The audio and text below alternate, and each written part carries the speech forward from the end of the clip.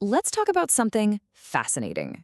We're going to explore why so many truly high-achieving people, founders, creators, top competitors, seem to unconsciously hit the brakes right when they're on the verge of winning.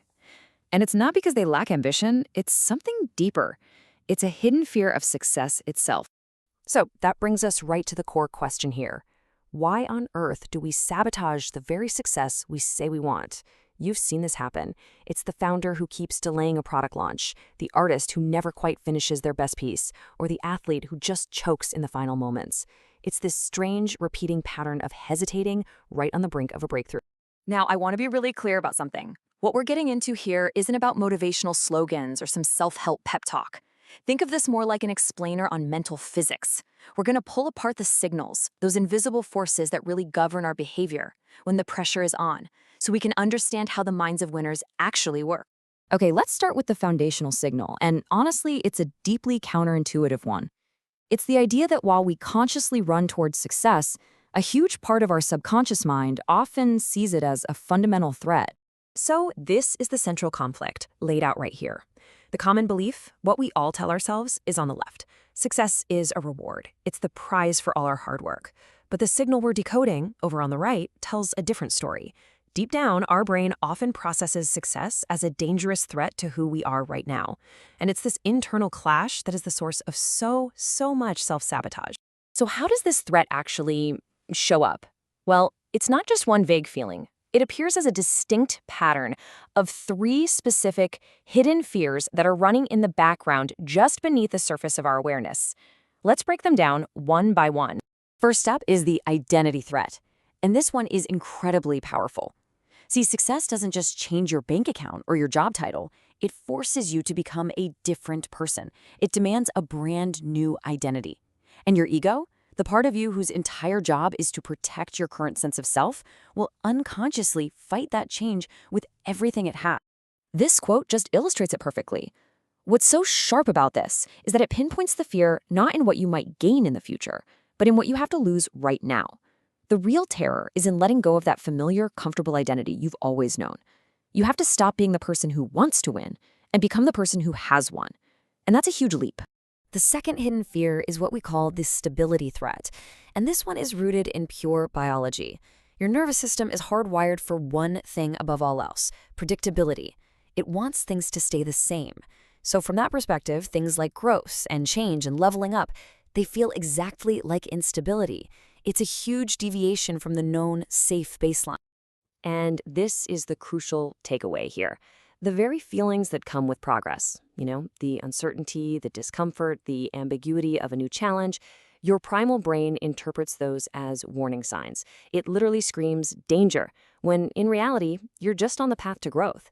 It's wild, but the feeling of being on the right track often feels exactly like being on the wrong one. This brings us to our third pattern, this social threat. Just take a look at this chart. It visualizes something we all feel, but we rarely spell out. For so many people, the fear of what others will think, the fear of judgment, maybe envy, the pure scrutiny that comes with success, is way more powerful than the fear of actually failing.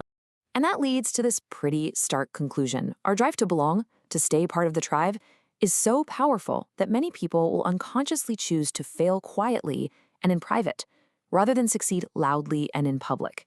Because succeeding loudly means you stand out, and standing out means you risk your place in the group. It's a risk a lot of us are just not willing to take. Now, understanding these patterns is absolutely critical because giving in to them has a very real-world cost. Let's take a look at the actual price you pay for this hesitation, for letting these hidden fears call the shots. So who gets taken out by this? Well, it's the talented creator who never ships their best work because they're terrified of the judgment.